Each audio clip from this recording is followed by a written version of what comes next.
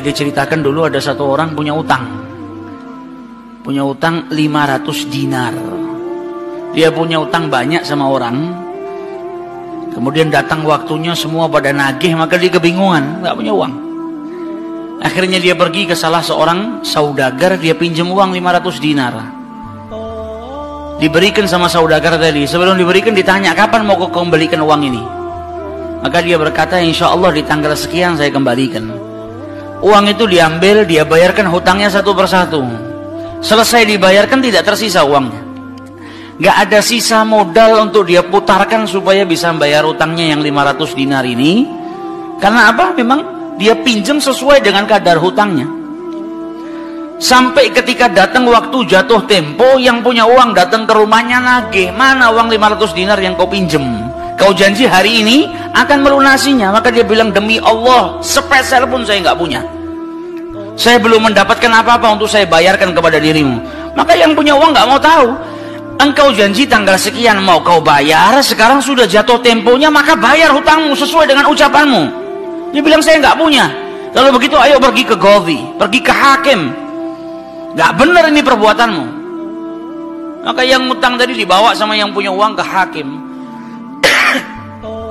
Diceritakan perkaranya, ditanya sama hakim, kenapa tidak kau bayar hutangmu? Bukankah engkau berjanji hari ini akan melunasinya? Dia bilang, iya saya berjanji, tapi saya nggak punya uang.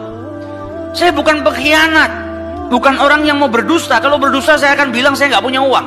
Nggak ada perjanjian di sini, nggak ada bukti. Tapi saya ngaku kalau saya punya hutang dan hari ini saya nggak punya uang untuk saya bayarkan. Maka Qadhi berkata, apa kalau begitu kau melanggar janjimu, maka engkau harus dihukum, engkau harus dipenjara. Maka yang utang tadi bilang apa? Kalau begitu ya sudah, kalau memang hukumannya saya harus dipenjara karena saya nggak bayar utang, ya sudah saya terima. Tapi tolong berikan saya waktu 1 hari. Saya mau kembali ke rumah saya mau izin dengan istri dan anak-anak saya. Besok saya akan kembali ke sini lagi dan masukkan saya ke dalam penjara. Maka sang hakim berkata apa? Bagaimana mungkin saya bisa percaya dengan dirimu? Siapa yang menjamin dirimu? Kalau ada yang menjamin kau bakal kembali ke sini, maka saya lepaskan. Dia bilang, ya Qadhi, kalau saya niat lari, sudah dari kemarin-kemarin saya lari. Kalau saya niat lari, saya nggak datang ke sini. Maka percayalah saya akan kembali di esok hari. Maka kata Qadhi, jaminannya apa? Akhirnya lelaki tadi bilang apa? Jaminannya yang menjamin saya adalah Rasulullah SAW. Maka sang hakim bingung. Maksudmu yang menjamin Rasulullah ini bagaimana? Dibilang, ya hakim, kalau saya besok nggak kembali ke tempat ini, saya bersedia ditolak menjadi umatnya Nabi besar Muhammad SAW. Ini tidak main-main sumpahnya. Dan ini bukan sembarang orang, memang orang yang soleh. Dia bilang, berikan saya waktu sebentar, saya kembali kepada keluarga saya pamit dengan istri saya, besok saya kembali. Saya bersumpah dan saya siap dikeluarkan dari umatnya Rasulullah, nggak dianggap sama Rasulullah kalau sampai saya berdusta. Maka si hakim tadi mendengar sumpahnya seperti ini, akhirnya dipercaya, kalau begitu kembalilah. Maka dia kembali ke rumah, dia ceritakan kepada istrinya, dia minta izin sama istrinya, suamimu ini mungkin besok di penjara karena nggak bisa bayar utang. Kata istrinya, kalau kau dihukum penjara, terus apa yang bisa membuatmu keluar sekarang ini? Kok tidak langsung di penjara, kok bisa kembali ke rumah? Kata suaminya, karena saya mendapatkan jaminan. Dari siapa? Dari Rasulullah. Dia ceritakan, saya bersumpah kalau saya nggak kembali di esok hari, saya rela tidak dianggap sebagai umatnya Rasulullah SAW. Maka istrinya berkata, selagi engkau ini mendapat jaminan dari Rasulullah atau kau menjaminkan Rasulullah SAW, maka ayo kita perbanyak sholawat. Semoga Nabi besar Muhammad SAW benar-benar menjamin dirimu. Sholawat itu manfaatnya besar. Sholawat ini berkahnya luar biasa. Maka si suami sama si istri kemudian diperbanyak sholawat, membaca sholawat yang sangat banyak sampai mereka akhirnya tertidur. Yang laki yang punya utang tadi ketika tidur mimpi berjumpa dengan Rasulullah SAW. Dan Nabi dalam haditsnya telah bersabda, man ra'ani fakat ra'ani haqqa. Siapa yang mimpi berjumpa dengan diriku, maka sesungguhnya itu aku. Karena syaitan gak bisa menyerupai Nabi besar Muhammad SAW. Dan orang yang dalam hatinya ada mahabbah, orang yang rindu, orang yang membersihkan dirinya, orang yang memang benar-benar ingin berjumpa dengan Rasul SAW, akan diperjumpakan oleh Allah Subhanahu Wa Taala dalam mimpinya ataupun dalam keadaan yaqdzatan. Karena Nabi pun menjelaskan ada orang-orang yang bisa melihat Rasulullah SAW dalam keadaan sadar. Sebagaimana dulu diriwayatkan ada seorang santri kepingin ketemu sama Rasulullah, pingin mimpi. Tanya sama gurunya, sama kiainya, ajarkan kepadaku caranya mimpi ketemu Rasulullah itu bagaimana. Kata kiainya, apa gampang. Nanti malam kau makan ikan asin yang banyak, setelah makan jangan minum, kau tidur. Maka dia bingung, apa hubungannya ikan asin dengan mimpi ketemu Rasulullah? Praktekkan.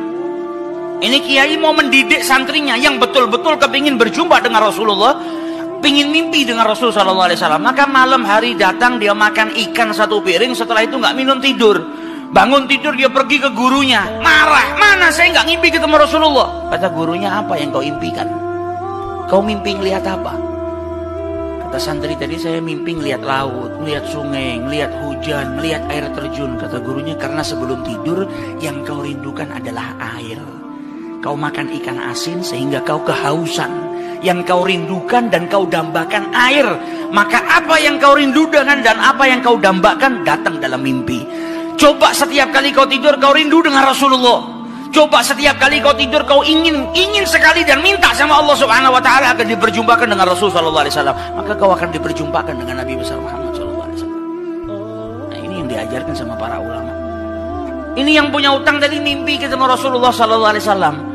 Dalam mimpinya apa kata Rasulullah? Kau jangan takut, jangan gelisah. Orang yang mahabbah, baca sholawatnya bukan sekedar baca, tapi baca dari lubuk hatinya, baca dengan penuh kecintaan. Mimpi berjumpa dengan Rasulullah dan berkahnya sholawat tadi bisa menyelamatkan orang, hajat-hajatnya bisa dikabulkan, dapat pertolongan dari Allah Subhanahu Wa Taala. Maka dalam mimpinya Rasulullah bilang apa? Besok pagi kau pergi, idhab ilal wali, pergi ke gubernur di tempatmu itu. Bilang sama gubernur tadi, Rasulullah mengucapkan salam kepadamu.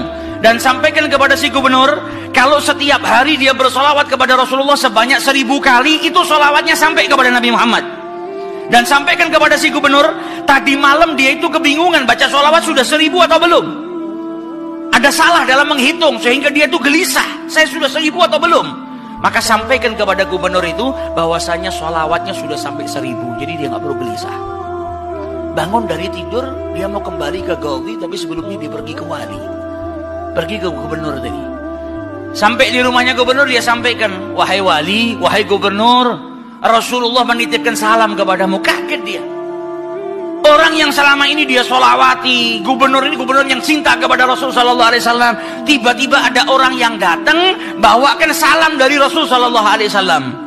Nabi Muhammad berkata kepadamu, wahai gubernur, solawatmu yang kau baca 1000 kali setiap hari sampai kepada Rasulullah. Dan tadi malam ketika engkau kebingungan solawatmu itu sudah 1000 atau belum, ternyata sudah 1000. Nabi ngabarkan kau jangan takut, jangan gelisah, karena solawatmu seperti biasa, istiqomah kau baca, jumlahnya sudah 1000. Dan Nabi Muhammad minta engkau bantu diri saya untuk melunasi hutang.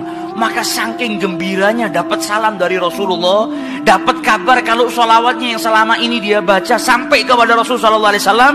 Ditanya utangmu berapa? 500 dinar. Diambilkan 500 dinar dari Baitul Mal. Setelah itu diambilkan lagi 2500 dinar dari uang pribadinya. Ini hadiah buat dirimu karena kau datang bawa kabar gembira kepadaku, yaitu Rasulullah Sallallahu Alaihi Wasallam mengucapkan salam kepadaku. Mahabbah.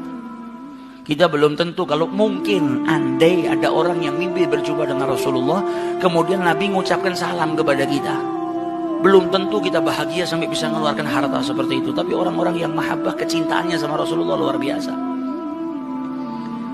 Maka dia pulang dari rumahnya si gubernur tadi bawa uang 3000 dinar. Utangnya cuma 500 dinar. Berkat sholawat dia bisa melunasi hutangnya. Maka dia pergi ke rumah qadhi, sebagaimana janjinya dia akan kembali. Dia ketuk pintu rumah qadhi, maka qadhi tadi ketika buka pintunya langsung memeluk orang tersebut, nangis yang luar biasa dan berkata apa? Alhamdulillah, berkat dirimu tadi malam saya mimpi ketemu Rasulullah SAW. Kata Rasulullah apa? Kalau engkau membantu orang yang punya utang itu untuk melunasi hutangnya, maka aku akan membantumu kelak di hari kiamat. Diambilkan uang 500 dinar, diberikan kepada orang tersebut. Sampai Ghadhinya pun diimpiin sama Rasulullah SAW. Keluar dari rumahnya Ghadhi bawa uang berapa? 3.500 dinar. Dia pergi ke tempat orang yang dia utangi mau bayar utangnya.